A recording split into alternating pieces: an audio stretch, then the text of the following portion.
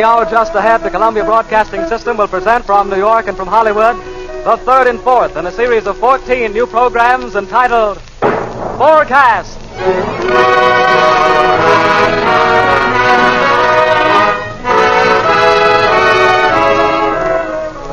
Forecast, an adventure in radio futures, bringing you 14 first-night performances, 7 from New York, 7 from Hollywood. Each performance the first of a projected series.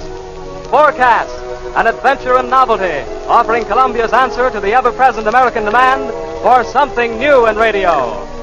Forecast, an adventure for listeners, presenting a star-spangled summer full of entertainment, each broadcast marked for future reference. Forecast number 3 from New York. Danny Kaye, brilliant young comedian, in a new type comedy show entitled When You Were 21, with Jane Cowell, Rush Hughes, Joan Edwards, and Lynn Murray's orchestra. Forecast number 4 from Hollywood. Herbert Marshall in Suspense, written and directed by Alfred Hitchcock. From New York, then, When You Were 21.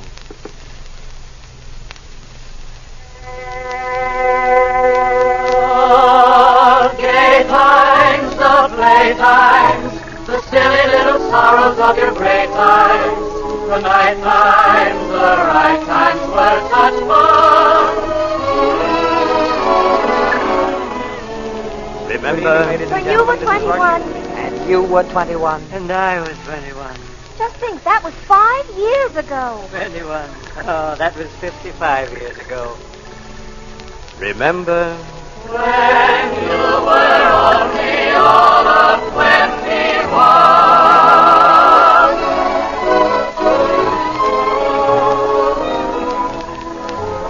Good evening, ladies and gentlemen. This is Rush Hughes speaking. Danny Kaye is a young comedian who has caught the fancy of his relatives and a few close friends with a new radio idea. This program is intended to display Danny's idea for your approval. If this idea goes on the air regularly, it will be the only program on the air that depends completely on you. This is a program about the year when you were 21, whether that was 1910, 1920, or 1930. Later on, we'll explain how you yourselves choose the year we broadcast. But tonight, because it was just 21 years ago, we'll imagine that you have chosen 1919. And here we go on a trial run of the year when a lot of you were 21. 21 years ago, last New Year's Eve, bells rang out and whistles howled in the brand new year of 1919. The boys were coming home from France. Oh, hear those grand hello boys for the doughboys and the showgirls and the go-girls for those males. Taxi drivers back from Brooklyn, bank clerks counting coin in Kansas, iron puddlers puddling iron in Pittsburgh, huskers husking corn in Iowa, pickers picking fruit in California. Home. Home, sweet home. Wives and sweethearts waiting, and a little amazed at the way the men were talking. Hello, kid.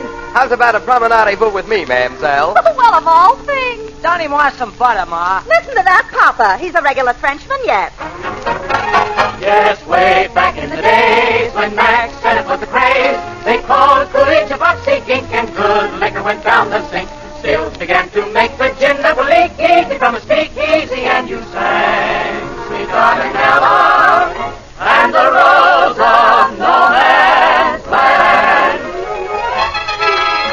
But now the eyes of the country swing back from the shores of Europe. High hopes in America for the new peace, but higher prices at home. A quart of milk, 15 cents. A pound of steak, 42 cents. A dozen eggs, 62 cents. 1919. The glamour girls wrap their hair and decorate their dresses with ostrich feathers. A 17-year-old boy wins the Southern Golf Championship. His name, Bobby Jones. A young baseball pitcher in Boston bangs out 29 amazing home runs. His name, Babe Ruth. Then surely you remember that November when Mrs. Astor and the pastor and the plumber and the drummer came out to greet the Prince of Wales. The New York skyline is the most wonderful sight I've ever seen. And by the way, I've heard so much about your Bronx. What are they? And that's the first year Eddie Cantor rolled his eyes and prayed to Santa for a boy. When your Maxwell or your Briscoe made that hill in San Francisco, oh, what joy! What a toy! And now, without further delay, what a man Danny Kaye.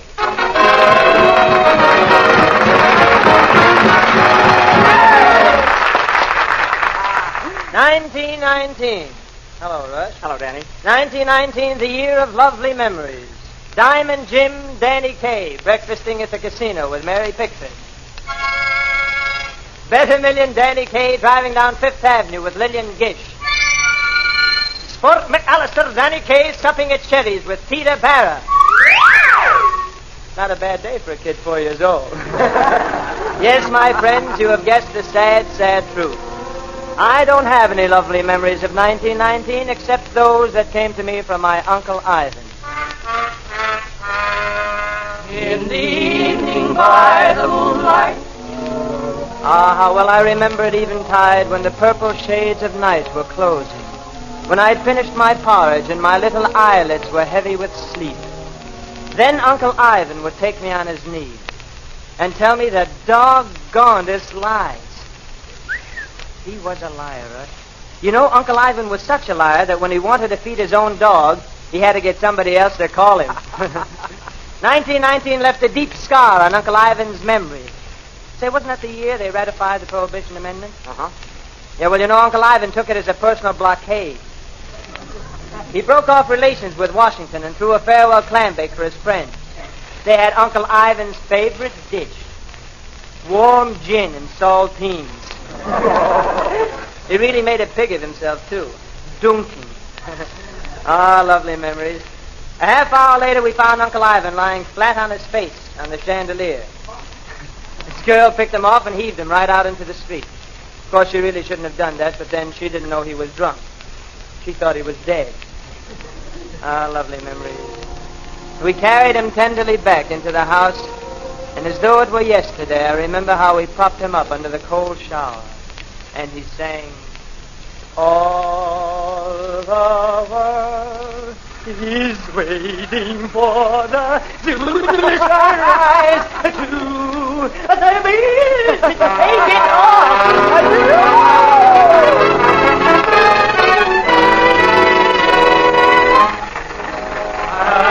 And there seen Broadway were the young war heroes of the day. Walter Winter and Rickenbacker taking out every eyeball smacker. And Ina Claire. At Rise and Weapers and everywhere you heard of a new bird who knocked out women in a third.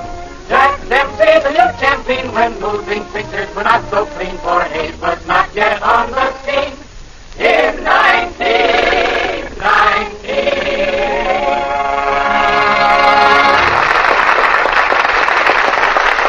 Yes, my friends, that too was 1919. But now Danny Kaye wants to bring you the Man of the Year for 1919. How did you pick him, Danny? Oh, it was easy, Rush. I used a retroactive poll. What is that? Shall I explain a bit about it? No, never mind. I will. Ladies and gentlemen, it's a matter of record that in 1919 there was a customer strike against barbers in Redlands, California. Yeah? Price of a haircut went from 25 to 40 cents, and the men of the town refused to get their hair cut. This would interest a mind like Danny Kaye's. It did, and Rush, as a matter of fact, I found a man of such steadfast purpose, of such inflexible principle, of such high blood pressure, that I have drafted him for the Man of the Year of 1919. Rush, my man is still on strike against the barbers, and I'd like to show you what he's like. Fine. What's this paragon's name? Daniel Michael Flattery O'Kay. Okay. All right. Ladies and gentlemen, Danny Kaye presents his idea of the Man of the Year for 1919. Here he is, and still on strike. I hate barbers. Barbers are my natural enemies. I hate barbers. I never want to talk about the barbers. Quiet. We can see that you hate barbers, and we'll come back to that in a minute, Mr. O'Kay. But first, we'll have to ask you to step back from the microphone, about 2 blocks back. right. You know, Frank Buck's in town for the fair, and if you may run into him, and I wouldn't want to see anything happen to him. Okay, but don't forget to tell him. Now, I hate barbers. All right, I'll tell him, Mr. O'Kay. First, you have to lower your voice to a scream. I hate Frank Buck, too. Ladies and gentlemen, perhaps it is in order for me to give you a word picture, Mr. O'Kay. The Man of the Year of 1919. His hair is about 4 feet long. 4 9 1/4 in me stocking feet. Oh, I'm sorry. The color, well, it's hard to get the general effect. What is that color?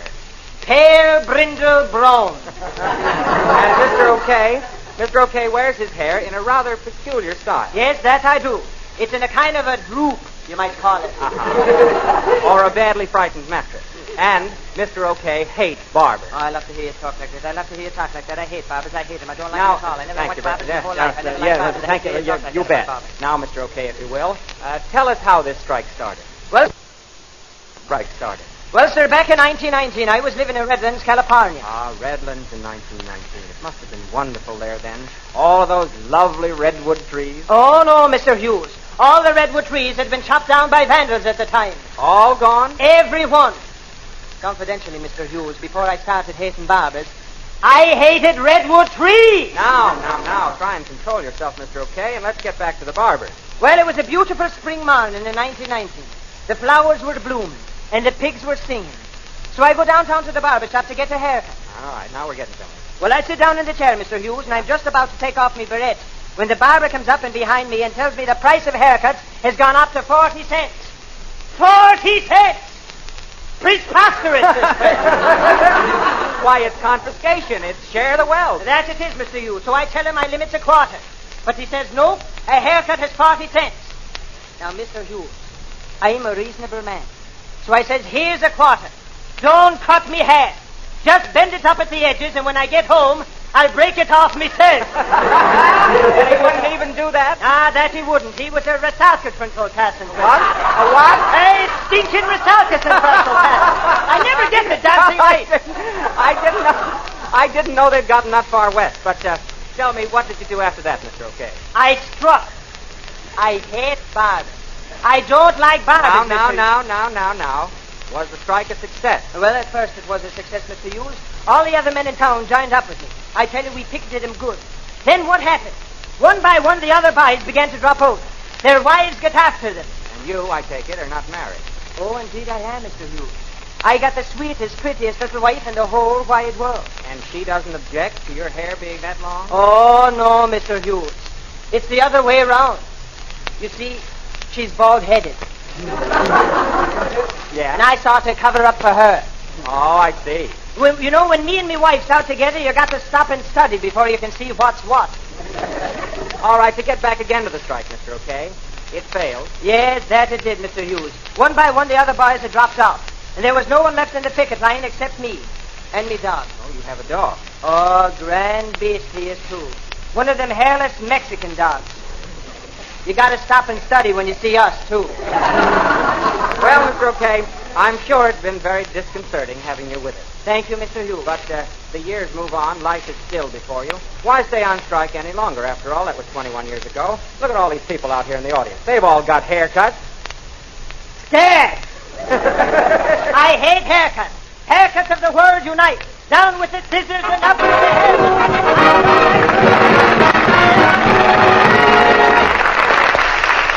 And that, ladies and gentlemen, was the Man of the Year for 1919 as waltzed up for us by Danny Kaye. And now, Lynn Murray and the orchestra may jog a memory or two with that 1919 killer diller, Hindustan.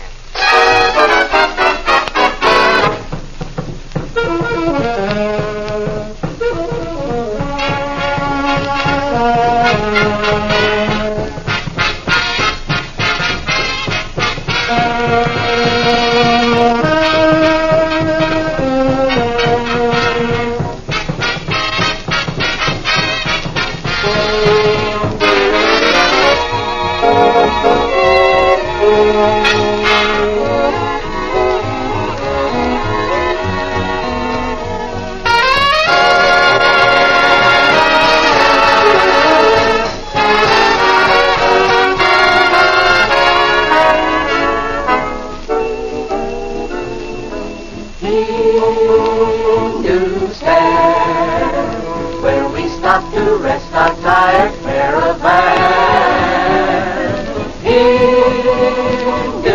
Hindustan, where the painted peacock proudly spreads his fan.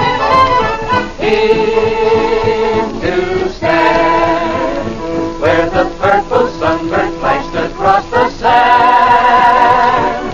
Hindustan, where I met her and the world began.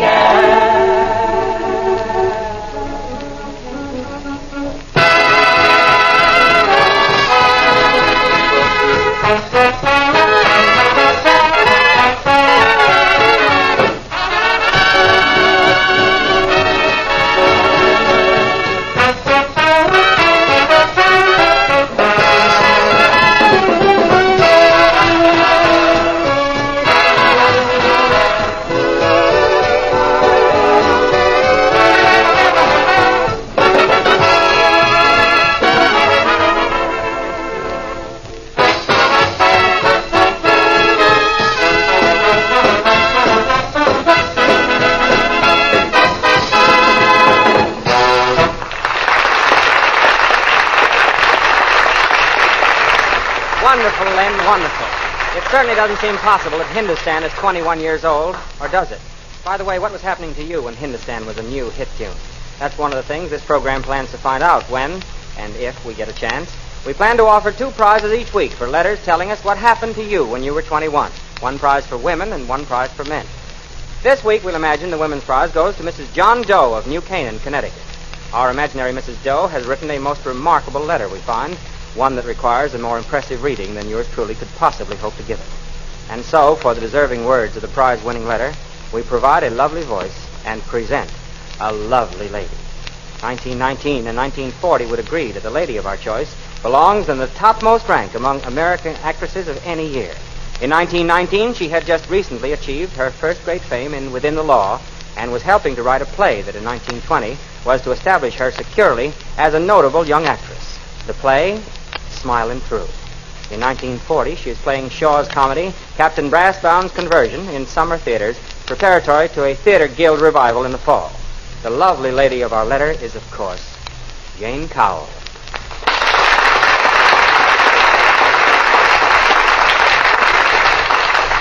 And here is Miss Cowell with a prize-winning letter.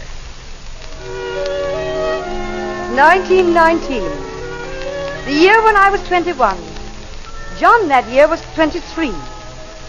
That was the spring we planted the white magnolia tree. Oh, young and wild and aflame were we when we planted the white magnolia tree. This, he said, shall be our tree, and every year it will bloom anew. This is our life. This is our love. And the white magnolia grew and grew. Oh, youth's a thing of fire and ice, and currents that run hot and white, and its world is as bright as the sun. I was 21, and I wore a plume in my hat, and we went to the movies and wept over broken blossoms. And then we booked passage on a sightseeing bus, and John sang Love Sends a Little Gift of Roses. A little off-key, but it was very nice indeed. There's so much the young heart clamors for. This it must have, and that it cannot live without, and it must be all or nothing. For aren't we the masters of creation? Valiant and untamed were we when we planted the white magnolia tree. And the white magnolia grew and grew, holding our love within its core, and every year it bloomed anew.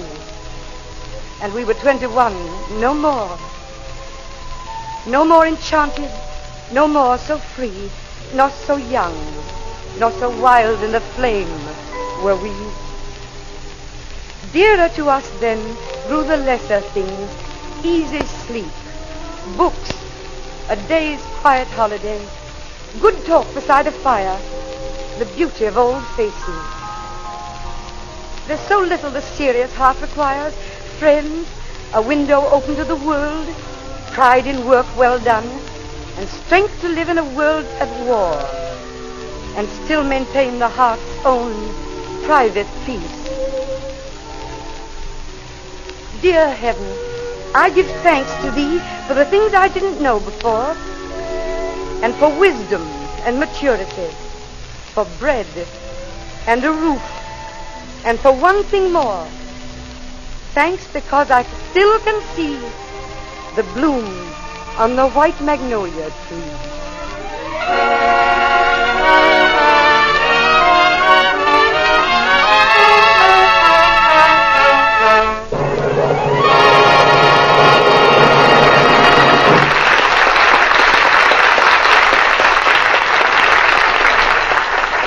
The class of 1919 hereby extends to Miss Jane Cowell a rising vote of thanks. And now, Joan Edwards, our singing star, continues in the broad 1919 groove with a few 1940 touches to Love Sends a Little Gift of Roses.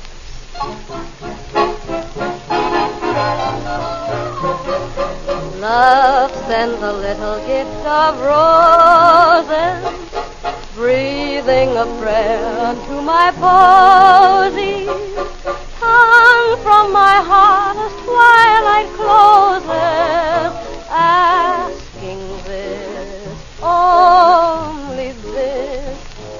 one heart to grow a little tender, 2 eyes to glow with love's own splendor, 2 lips to give in sweet surrender. Just a kiss, just a kiss.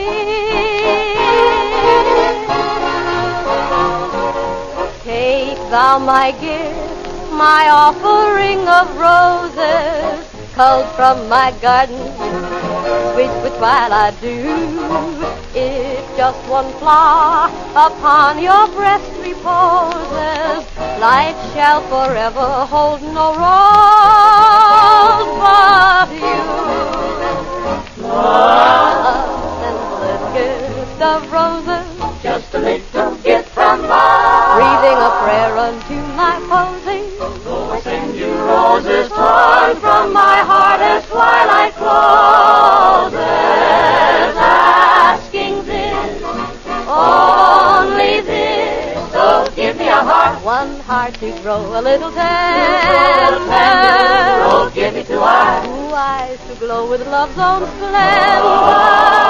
2 lips to give in sweet surrender.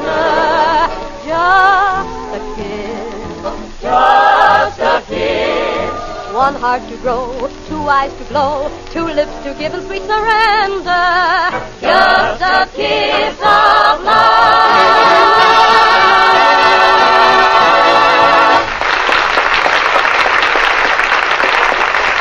Beautifully sung, Joan. Thank you, Russ.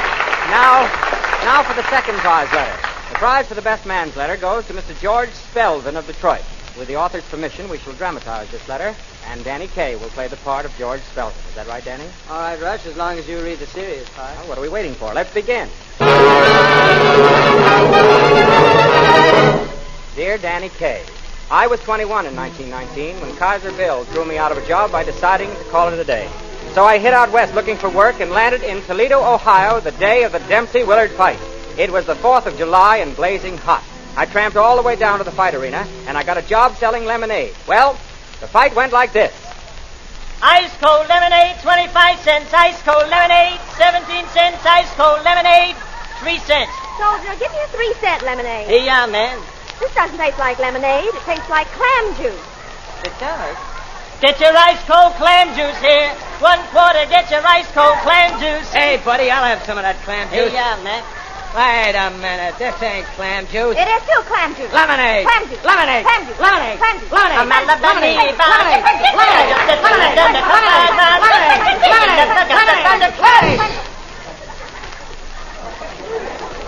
Get your ice cold lemon clam. Get your ice cold claminade. Get your ice cold clam juice right here. Get your ice cold +1/4.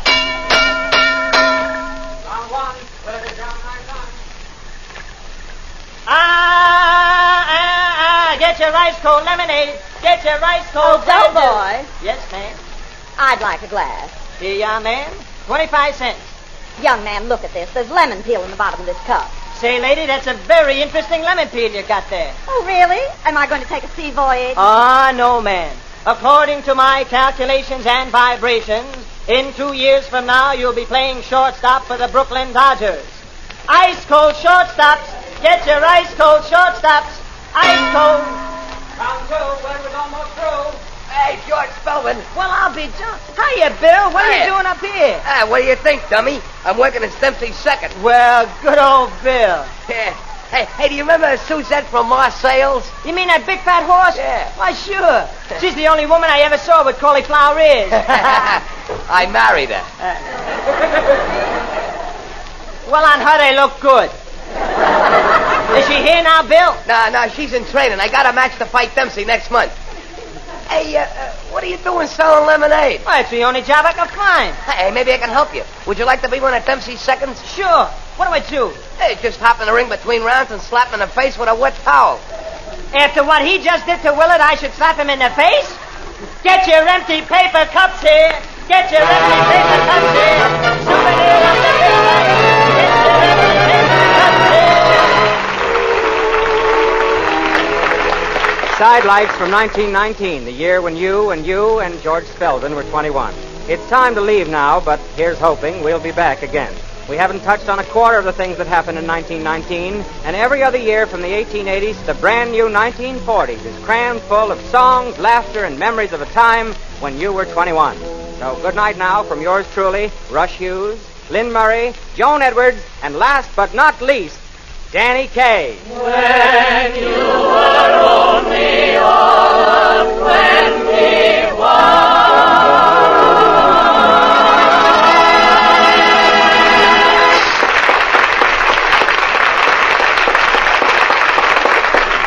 And that's When You Were 21, a new sort of comedy program providing, we think, an admirable vehicle for that wholly admirable newcomer, Danny Kaye.